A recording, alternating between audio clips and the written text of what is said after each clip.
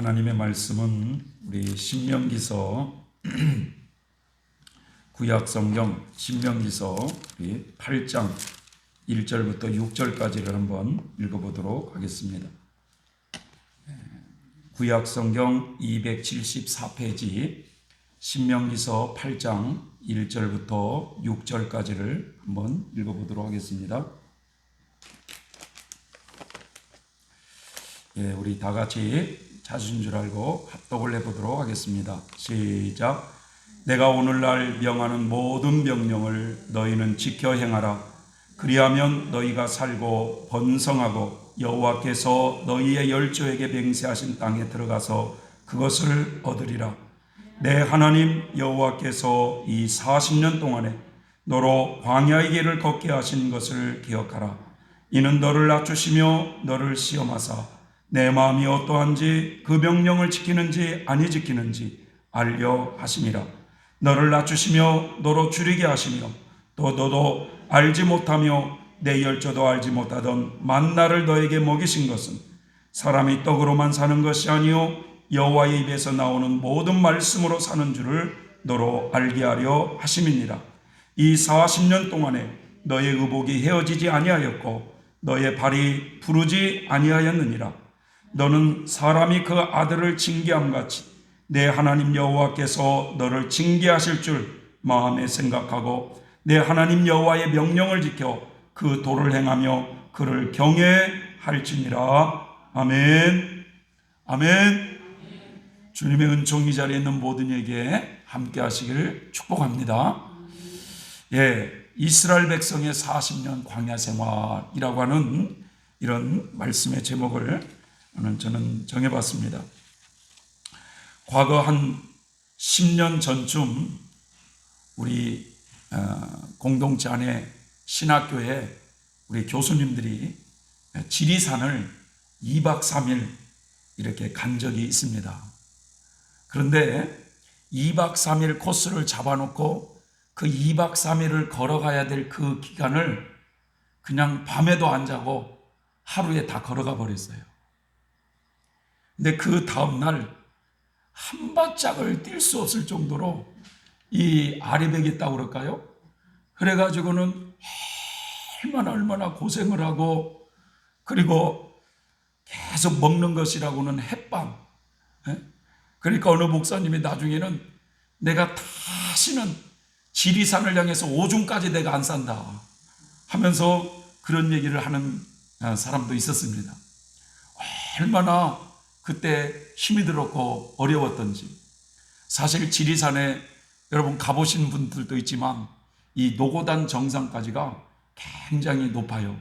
지금은 무슨 케이블카가 있어서 거기까지 타고 간다는 얘기도 있지만 그 옛날에는 그걸 계단 다 걸어갔는데 얼마나 버겁고 힘이 들었는지 정말 아마 진짜 그때 피똥 싼 것 같아요. 너무너무 힘들었어요. 너무너무. 오늘 여러분 출애굽기, 레위기, 민수기 이 신명기를 보면은요, 아브라함의 후손인 이스라엘 백성들이 애굽이라고 하는 그 나라에서 근 430년을 삽니다. 여러분 430년을 살았으니 하나님께 대한 무슨 신앙을 기억했습니까? 그 애굽 문화에 그냥 젖어서 애굽 사람처럼 그렇게 거기서 살았어요. 그렇게 살던 중에 어느 날 애굽 나라의 임금이 이스라엘 백성들을 탄압하기 시작합니다. 처음에는 벽돌 굽기를 시작하고 또 중노동을 시키더니 점점 핍박의 강도를 높이기 시작하더니 급기야는 이스라엘 여인들이 아이를 낳을 때 남자아이면 하숫가에 버리라고 그러고 여자아이라면 살려두라고 하는 이 엄청난 핍박을 받게 되었을 때 그들은 하나님을 찾게 되었어요.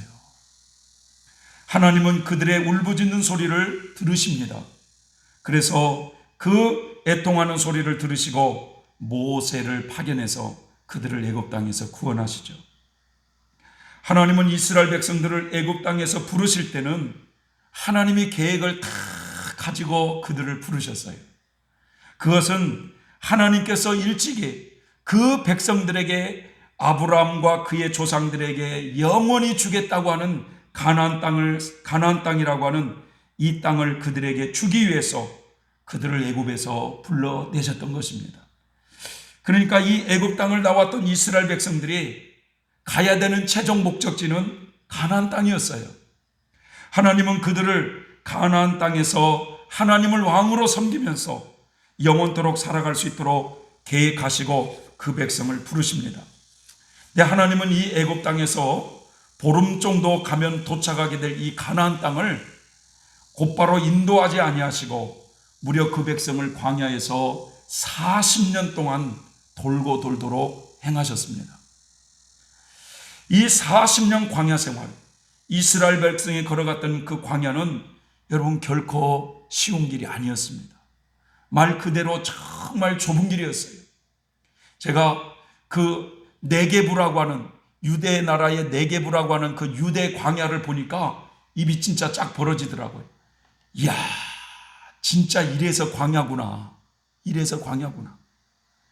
진짜 그 풀 한 포기가 없이 그렇게 그냥 뚝 솟아나고 또 이렇게 막 완전히 그곳엔 광야에서는 진짜 살 수가 없어요. 그래서 그 길은 결코 쉬운 길이 아니었어요. 그 길 가는 자체가 험난한 길이고 말 그대로 좁은 길이었습니다. 또 그 광야에는요, 많은 위험 요소들이 곳곳에 도사리고 있었어요. 먼저 물이 없었습니다. 이 광야에서 물이 없다고 하는 건 치명적인 거거든요. 워낙 무덥고 목이 마르기 때문에 순간순간 물을 마셔줘야 살 수 있는 곳이 광야예요. 그런데 그 광야는 먹을 것이 풍부하게 준비되어 있는 곳이 아닙니다. 항상 정갈의 위험이 있었고 불뱀이 있었고 물이 없는 건조한 땅이었고 가는 곳곳마다 이스라엘 백성들을 방해하는 이방 민족들이 곳곳에 있었어요. 말 그대로 여러분 범죄하기 쉬운, 죄짓기 쉬운 그런 길이었습니다. 그럼에도 불구하고 하나님은 그 백성을 40년 동안 그 광야를 이끌어 가셨어요. 광야에 많은 위험 요소들이 있었지만 하나님은 그 과정에서 그 백성의 많은 또한 은혜를 또한 베풀어 주십니다. 물이 없어 목말라 할 때는 반석에서 물을 내게 하여 물을 주시고, 홍해길이 막혀 있을 때는 갑자기 하나님께서 바람을 일으키시더니 그 홍해를 갈라 길을 내게 하여 바다를 건너가게 하시고, 낮에는 날씨가 너무 무더울 때는 하나님이 구름을 보내셔서 구름 기둥으로 그 백성을 돌보시고, 밤에는 너무 추우니까 불 기둥으로 그 백성을 보호하시면서 광야 생활을 그렇게 지나가게 하셨어요. 또한 이스라엘 백성들이 애굽에서 나와서 처음 숫곳이라고 하는 곳에서 머물더니 40년 광야 생활을 하면서 그들은 이사를 43번을 하게 됩니다. 40년 광야 생활을 하는 동안 그들은 말 그대로 나그네의 삶을 살았던 것입니다. 애굽 땅을 나와서 가나안 땅을 향해서 가는 동안 여러분 이 장막집을 이렇게 이제 세워놓고 하루가 되고 이틀이 되고 어느 때는 일주일이 되는데 갑자기 구름 기둥이 인도하기 시작하면은 그 장막집을 말아가지고 또 메고 나그네 길을 가야만 됐어요. 그러기를 43번을 하게 됩니다. 그들은 광야 생활이 나그네 생활이라고 하는 것을 피부적으로 경험을 한 사람들이에요. 그 백성들이 많은 이 40년 광야 생활 동안 시험도 있었지만 고린도전서 10장 13절의 말씀처럼 사람이 감당할 시험 밖에는 너희에게 당한 것이 없나니 오직 하나님은 미쁘사 너희가 감당치 못할 시험당함을 허락지 아니하시고 시험당할 즈음에 또한 피할 길을 내사 너희로 등이 감당하게 하셨느니라. 이 말씀처럼 감당할 수 있는 시험 밖에는 주지 아니하시면서 구구절절히 광야길을 이끌어 가셨어요. 그런 가운데에서 신명기 8장 4절에 보니까 이 40년 동안에 너의 의복이 헤어지지 아니하였고 너의 발이 부르지 아니하였느니라 라는 말씀처럼 전적으로 그들을 먹이시고 입히시면서 돌보셨는데 이 모든 것이 하나님의 은혜였습니다. 하나님은 왜 이스라엘 백성들을 이 40년 동안 광야 생활을 걷게 하셨을까? 가나안 땅을 주신다고 했으면 곧바로 그냥 애굽 땅 올라와서 한 보름 후에 그 가나안 땅으로 들어가서 살게 하면 되지, 왜 40년 광야 생활을 하게 하신 후에 그 가나안 땅으로 그 백성을 들어가게 하셨는가? 많은 백성들이 성경을 읽으면서 착각하기를, 목사님, 그 이스라엘 백성들이 애굽 땅에서 나와서 가나안에 들어가기까지 그 장정이 60만이었는데 갈렙과 여호수아만 들어가고 다 죽었는데요, 이렇게 말을 합니다. 그런데 여러분, 성경에는 말이죠, 애굽을 나왔을 때 그 장정이 60만이었어요. 근데 시내산에서 이스라엘 백성들을 계수해 보니까 장정이 60만이에요. 또 모압 땅에서 가나안 땅을 눈앞에 두고 이스라엘 백성을 계수해 보니까 장정만 60만이에요. 숫자가 줄었습니까? 안 줄었습니까? 안 줄었어요. 그것은 무엇을 의미하느냐? 하나님께서 우리를 애굽에서 불러내셔 가지고 저 가나안 땅에 데려까지 우리를 죽이시는 것이 아니라 계속해서 광야에서 우리의 옛사람을 벗기시는 것을 모형으로 가르쳐주고 있는 거예요. 우리의 옛사람, 깨져야 되고 부서져야 될 자아, 이것을 죽이셨다 이거예요. 자, 그런데 오늘 이 본문의 말씀에 왜 40년 광야 생활을 걷게 하셨는가? 그 말씀 속에 이유가 있어요. 2절을 보니까 첫째로는 너의 하나님 여호와께서 이 40년 동안에 너로 광야의 길을 걷게 하신 것을 기억하라. 이는 너를 낮추시며 너를 시험하사 너의 마음이 어떠한지 그 명령을 지키는지 아니 지키는지 알려 하심이라. 이 말씀에 보면 하나님께서 하나님의 택한 백성들이 하나님을 온전히 섬기는 백성이 되기 위해서 40년 이 광야 생활 동안에 첫 번째로는 계속해서 우리를 낮추시는 훈련을 시키셨다는 거예요. 낮추시는 훈련. 겸손의 훈련을 하게 하셨다는 거예요. 이스라엘 백성들은요, 참 그 광야길이 험난한 길이었지만 그 광야 생활 속에서 하나님의 많은 기적을 체험했어요. 하나님의 은혜를 많이 경험했어요. 그럼에도 불구하고 그들은 어려움이 생기면 모세를 원망하고 하나님께 원망하고 그러면서 죄를 범합니다. 이런 모습을 수없이 겪으면서 하나님께서 이스라엘 백성들에게 붙여준 별명이 하나 있어요. 여러분, 그 별명이 뭘까요, 여러분? 하나님이 이스라엘 백성들에게 붙여준 별명이 뭘까요? 이 백성은 목이 곧은 백성이다. 쉬운 성경에 보니까 이 백성은 악하고 고집이 센 백성이다, 이렇게 말씀하고 있어요. 목이 곧은 백성이라는 거예요. 그만큼 하나님의 은혜를 저버린 백성이라는 것입니다. 다시 말하면 목이 곧다는 게 뭡니까? 마음이 높아져 있다는 거예요. 이 백성은. 그 높아진 마음을 낮추시기 위해서 하나님은 광야 40년 동안 계속 그들을 돌리셨다는 거예요. 악하고 고집이 센 백성, 목이 곧은 백성을 계속해서 낮추시기 위해서 40년 광야 생활을 하게 하셨다. 이것은 우리에게도 중요한 영적인 의미를 말해주고 있습니다. 우리 역시 하나님을 알지 못하고 이 죄악 세상에서 살다가 오늘날 하나님의 은혜를 통해서 예수님을 믿게 된 거예요. 내가 믿은 것이 아니라 그분이 나를 전적으로 부르셨어요. 예수님을 믿게 되면서 우리도 이스라엘 백성들처럼 광야 생활을 시작한 겁니다. 이 영적 광야 생활을 시작했어요. 근데 우리 역시도 신앙을 출발하면서 우리들이 가야 될 신앙의 목표점, 저 가나안 땅 하나님 나라에, 그 하나님 나라를 향해서 도달하기까지 우리도 끊임없이 이 광야 여정을 걸어가게 되는데, 문제는 우리도 어떤 시험이 일어나거나 어떤 어려움이 닥치게 되면 하나님을 바라보기보다는, 하나님을 의지하기보다는, 하나님의 도움을 받기 위해서 기도하기보다는 당장 눈앞에 보이는 그 현실을 바라보면서 하나님을 원망하고 불평하는 모습은 곧 이스라엘 백성의 모습이나 우리의 모습과 똑같다는 겁니다. 하나님은 광야 여정 속에서 계속해서 우리를 낮추시는 작업을 하셔요. 다시 말하면 겸손한 신앙인을 만들어 가시더라 이겁니다. 예수님이 어느 잔치집에 사람들이 초대가 됐어요. 초대가 됐는데 그 사람들마다 그 좋은 자리에 앉으려고 막 애쓰는 그 모습을 보면서 예수님이 이렇게 말씀합니다.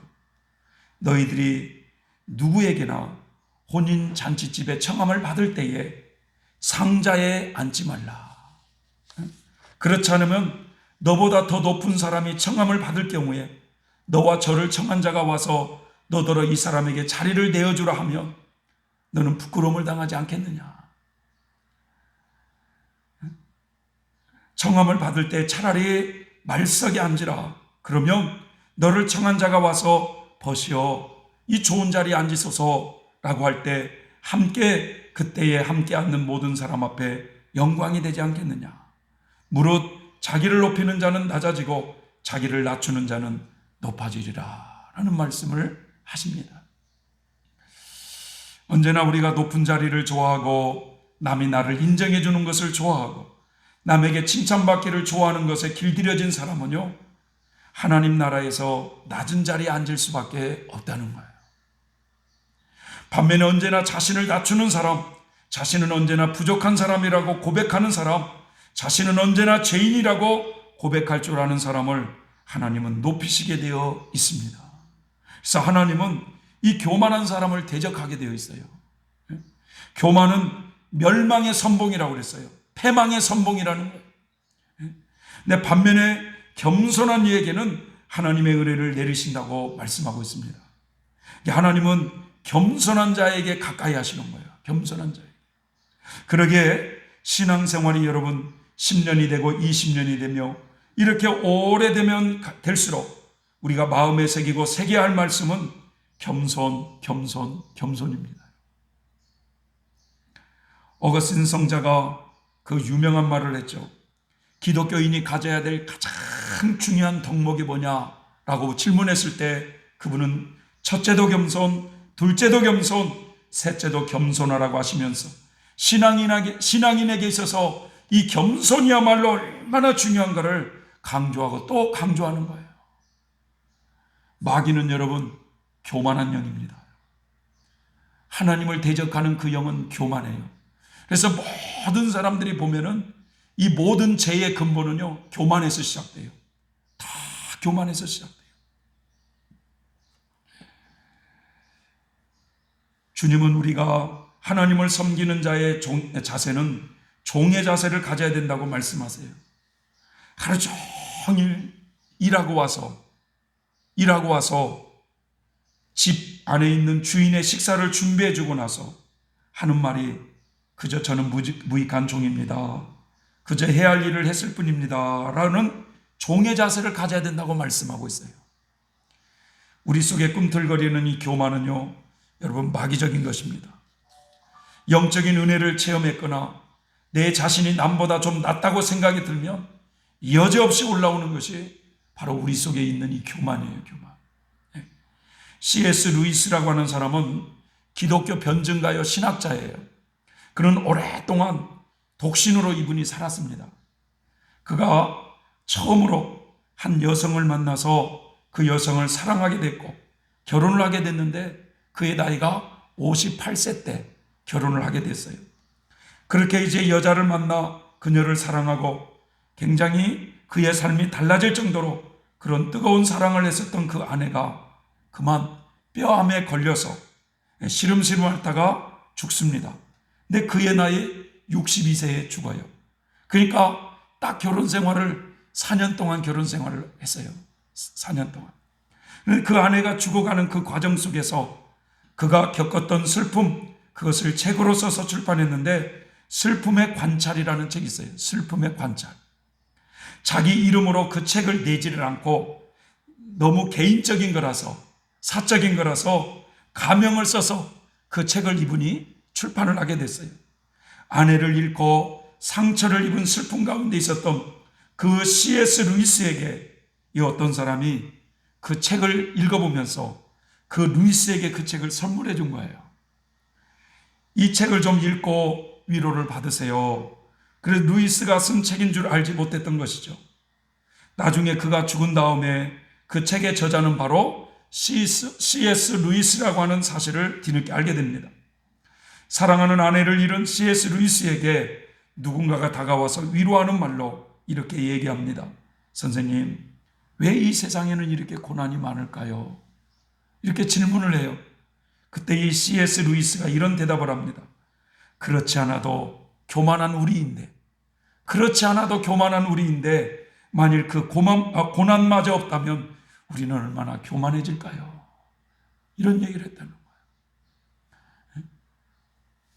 그렇지 않아도 우리는 교만한데 우리 안에 이 고난마저 없다면 우리는 얼마나 교만해질까요? 처음이자 마지막에 사랑을 했던 C.S. 루이스였지만 아내를 잃은 상처의 슬픔 속에서 그가 한 가지 발견했던 그 고난의 의미는 그것은 바로 자기를 낮추시는 하나님의 뜻이 있었다라는 것이었습니다. 여러분, 우리는 참 교만해지기가 쉬운 존재라는 걸 우리는 인정할 줄 알아야 됩니다. 하나님은 이 40년 광야 생활에 여러분 이 목이 고든 고집센 우리를 겸손한 사람 만드시겠다고 작정하셨어요. 그래서 우리는 이 광야 생활에서 겸손을 배워야 됩니다. 혹 여러분 우리가 남에게 아니면 또 내 자신을 잘난 척하면서 그런 것들을 우리는 회개할 줄 알아야 돼요. 남을 내 자신보다 낮게 여길 줄 알아야 되겠고 이 겸손한 언어를 통해서 항상 이 겸손을 배우는 이런 노력을 할 줄 아는 우리가 돼야 될 줄 믿습니다. 둘째로는요, 하나님께서 이스라엘 백성들에게 왜 40년 광야 생활을 하셨는가?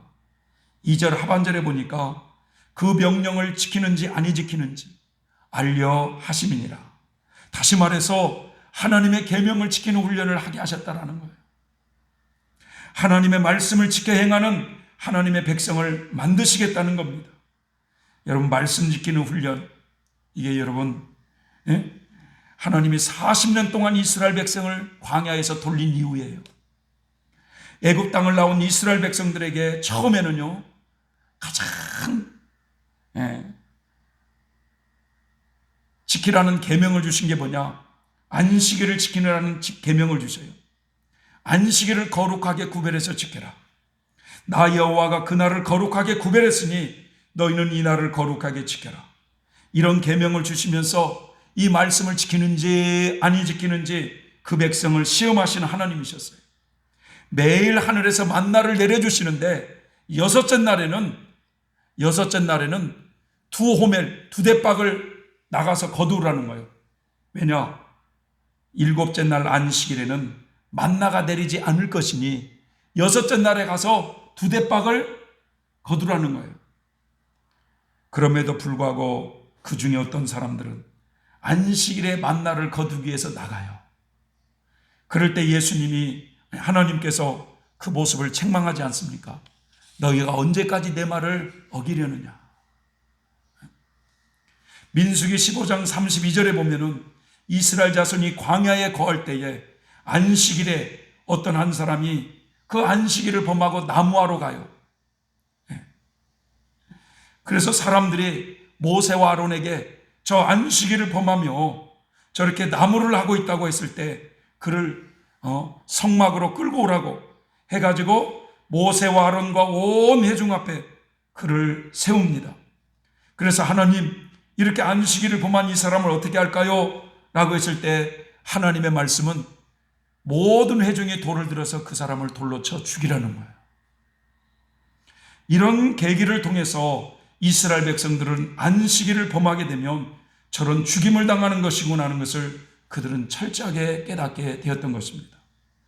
광야 생활을 점점 오래 해 가면서 하나님은 이제 그 백성들에게 안식일을 지키라는 계명뿐만 아니라 이제는 십계명까지 주십니다. 하나님을 사랑하는 법과 이웃을 사랑하는 법을 배우는 거예요. 그래서 하나님 외에는 다른 신을 절대 섬기지 말 것과 부모를 공경할 줄 알고 이웃에게 해를 입히지 말라고 하는 이런 법을 주시는 거예요. 점점 신앙이 자라게 하시면서 폭넓게 말씀하시고 그 말씀을 지켜가도록 인도하셨던 하나님이셨어요. 그래서 이 광야 생활에서 하나님은 하나님의 그 백성들에게 계명을 주시면서 그 계명을 지키는지 아니 지키는지 그 훈련을 시키셨다는 거예요.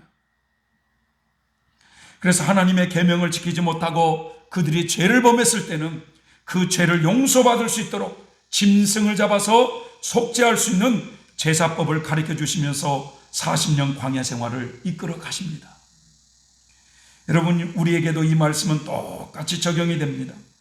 하나님의 은혜로 우리가 예수님을 믿고 이제 우리는 이 영적 광야길에서 우리에게 주의를 지키는 훈련을 우리에게 허락하셔요. 과거에 예수님을 믿고 신앙생활을 한 지가 얼마 되지 않았을 때 나름대로 주의를 잘 지키겠다고 열심히 신앙생활을 하고 있는데 우리 누님이 말이죠, 결혼식을 잡은 거예요. 주일날 결혼식을.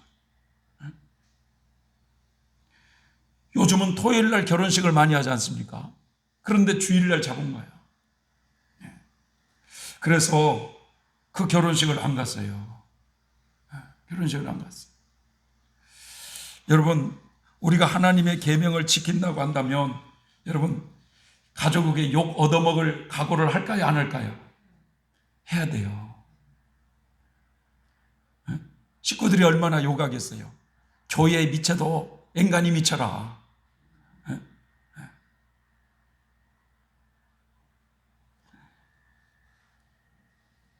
여러분, 그래서 우리가 이 하나님의 계명을 지키면서 산다고 하는 것이 쉬운 것이 아니에요. 손해볼 각오를 해야 되고 고난받을 각오를 해야 되고 핍박받을 각오를 해야 돼요. 그러면서 연단받아 우리 영혼이 정결해져 가는 거거든요. 어느 시골에 참 신실하신 그 집사님이 있었어요. 이 집사님은 교회 생활을 참 아름답게 했어요. 아름답게. 늘 수요예배, 금요, 또 주일날 그 예배를 가는데 반면에 이 남편은 술주정뱅이에요. 술주정뱅이. 일을 하는 날보다도 술 먹는 날이 더 많은 거야. 그래가지고는 부인은요, 항상 수요일날 갈 때도 정말 그 남편을 지극정성으로 음식을 다 차려놓고 식사하시라고 하면서 쪽지에다가 죄송해요 하면서 그 쪽지에다가 이렇게 해놓고 그렇게 수요 예배도 가고 그랬는데 이 남편은 부인이 교회 가는 것이 더 못마땅한 거예요.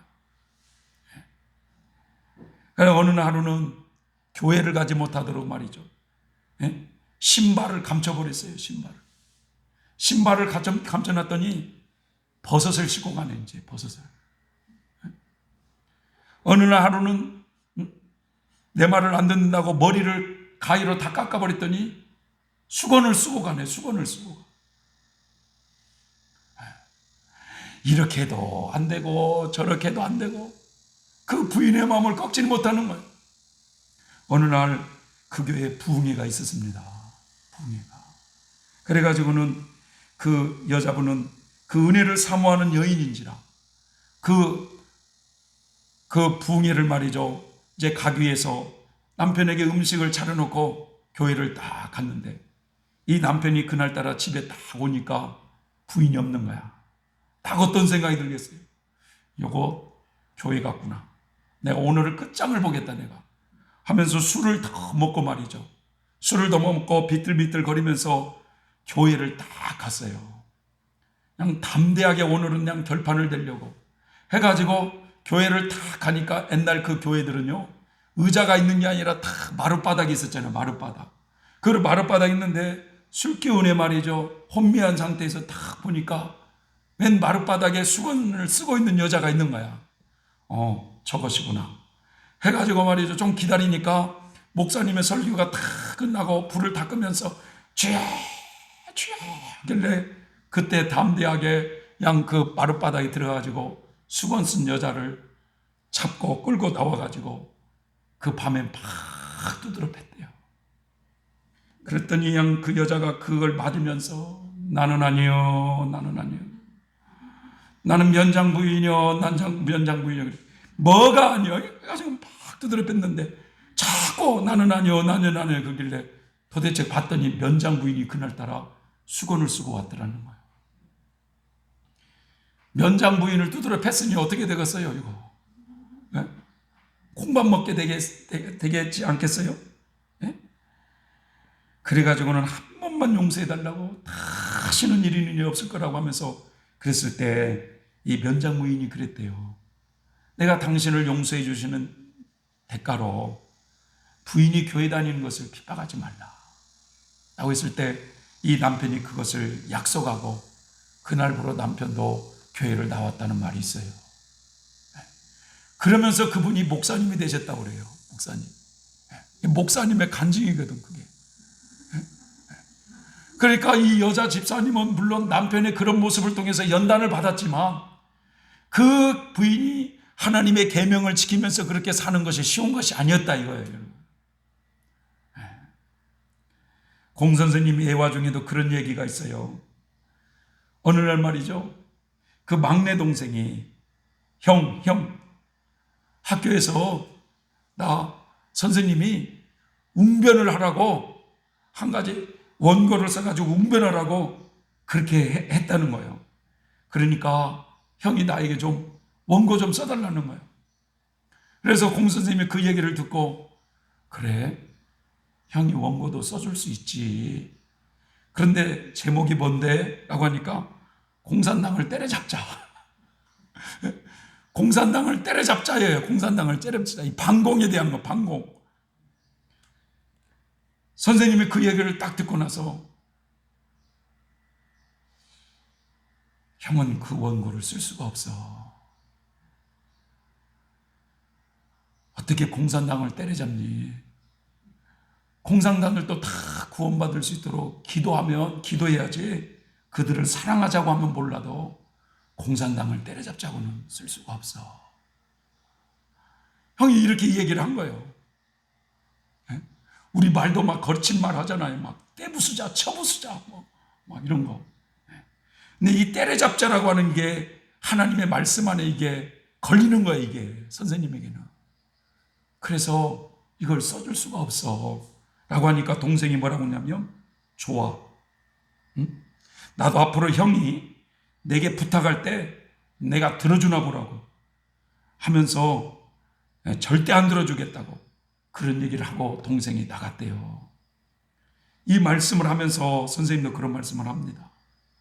내가 이 동생에게 이런 일을 들어주면 그 원고를 써주면 마치 이제 동생이 형의 그 심부름도 잘 해줄 것이고 뭐 오광도 갖다 비워달라고 그러면 비워줄 것이고 청소도 해달라고 하면 해줄 것이고 그러는데 안 들어주니까 동생도 들어줄까요? 안 들어줄까요? 안 들어주죠. 그러니까 하나님의 계명을 순종하려면 이제 보복이나 핍박할 것을 각오를 해야 된다는 거예요. 각오를. 여러분, 각오를. 사실 그렇지 않습니까, 여러분? 원수를 사랑하라. 핍박하는 자를 위하여 축복하라. 달라는 자에게 거저줘라. 네? 사실 이런 말씀은 우리가 사실 온전히 지키기가 어려워요, 이게. 아니, 내일 모레 좋은 집을 지려고 그러는데 갑자기 어떤 놈이 나타나가지고 그 땅이 내 땅이라고 하니 이거 막 난리 나잖아요, 난리 나. 네? 난리 나. 이게 우리 말씀이 이런 말씀을 달라는 자에게 거저줘라? 이거 있을 수가 없어요. 이게. 이런 말씀을 지키기에는 우리는 따라주질 못해요. 아마 공 선생님 같았으면은 그거 그렇게 달라고 그러면 안 될 텐데요. 안 돼요. 내가 가질 거예요. 그러면 어떻게 하셨을까? 한 번은 그런 일이 있어요. 이 공 선생님 방에는요, 그분은 항상 누워있는 분이기 때문에 그 십자가 고상이 딱 옆에 있고 그 예수님의 그 사진이 천장에 딱 붙어 있어요. 그러니까 누워서 늘 그 예수님의 사진을 보려고. 그런데 어떤 목사님이 그 선생님 방에 오셔가지고 상담을 하면서 뭐라고 말씀하냐면 저거 내가 가져가겠다는 거야. 그래서 선생님이 그랬대요. 그거 가져가시면 안 되는데요. 내가 이거 가져가고 다른 건 내가 선물해 주겠다고. 그렇게 막 고집을 부리면서 가져가겠다라고 그래요. 그래가지고 선생님이 딱 그랬대요. 좋으실 대로 하세요. 가져갔대요.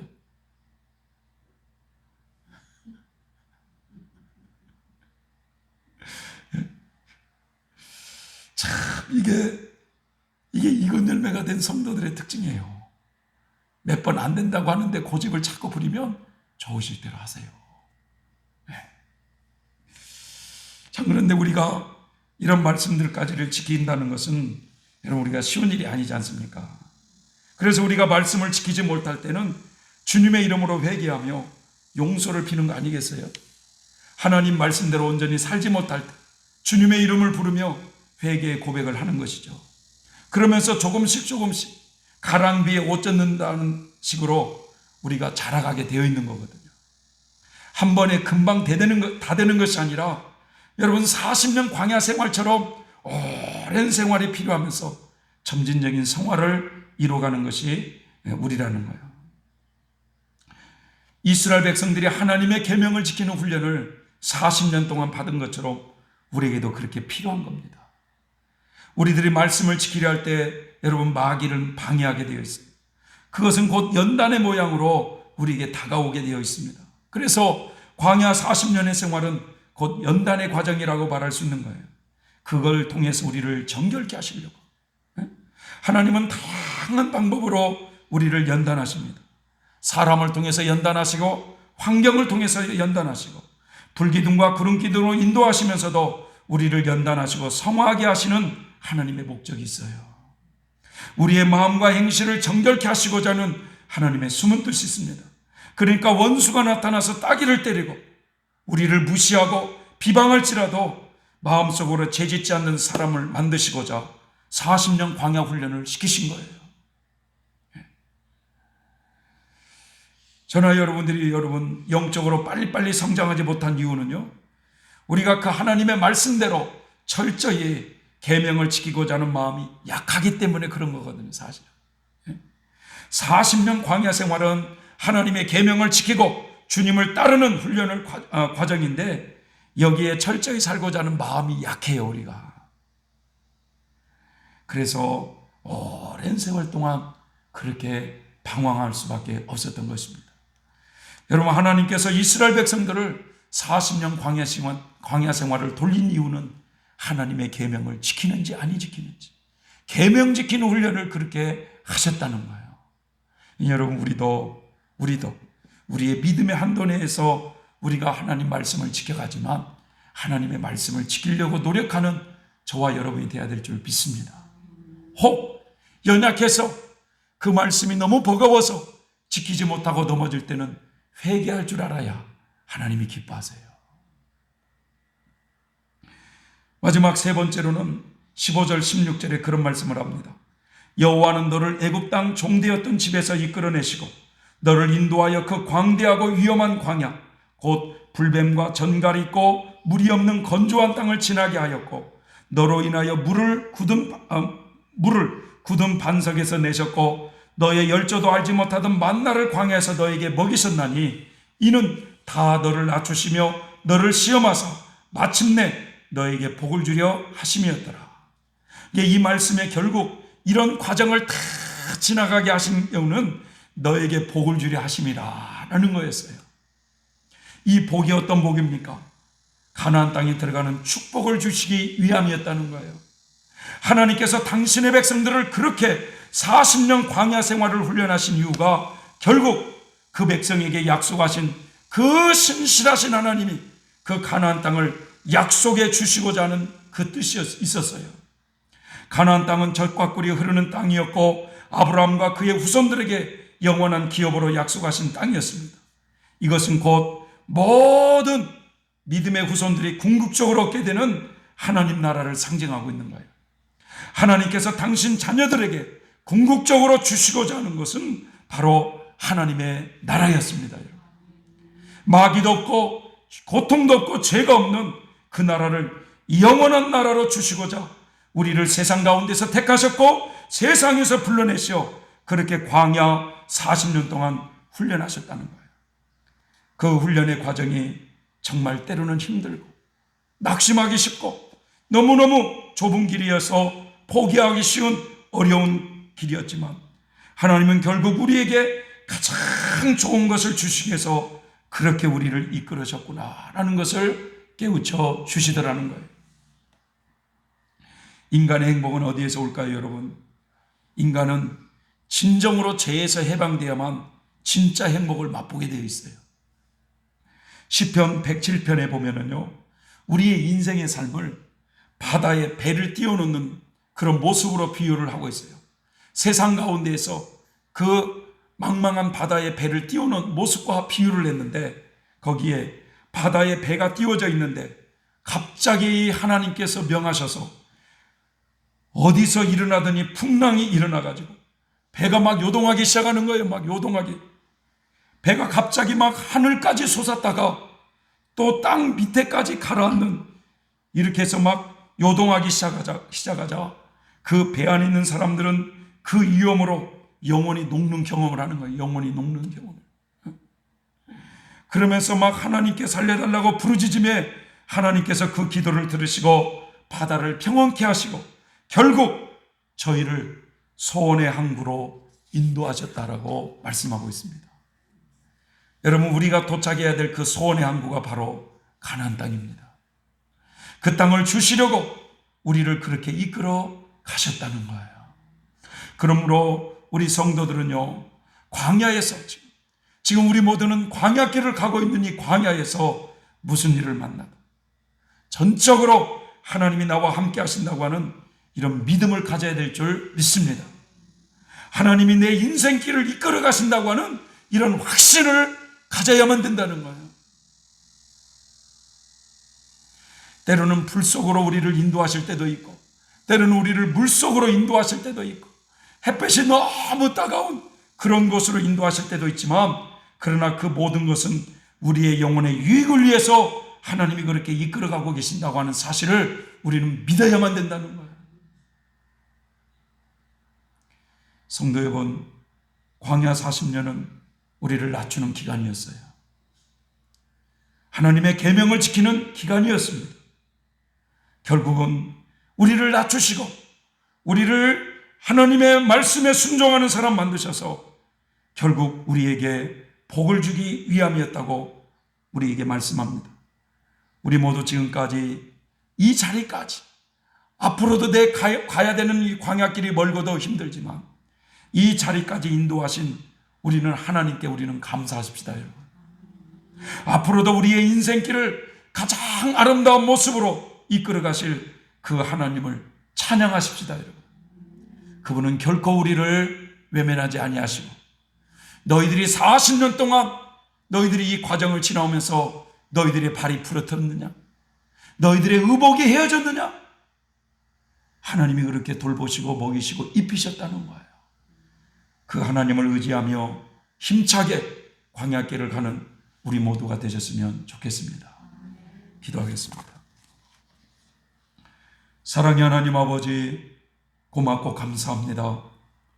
오늘 구약의 이스라엘 백성들을 애굽 땅에서 불러내시더니 하나님이 그들에게 주시고자 하는 가나안 땅을 향해서 40년 동안 광야에서 나그네 생활을 하게 하셨고 그곳에서 낮추는 훈련과 또 계명을 지키는 훈련을 시키더니 결국 그들에게 인도해야 될 소원의 항구인 가나안으로 그 땅을, 그 백성을 인도하시는 선하신 하나님을 봅니다. 우리의 인생길도 그렇게 하나님이 이끌어 가실 줄 저희들은 확신하면서 주님께 감사를 드립니다. 찬양을 드립니다. 주님 영광을 받아 주시옵소서. 예수님의 이름으로 기도 올려옵나이다. 아멘.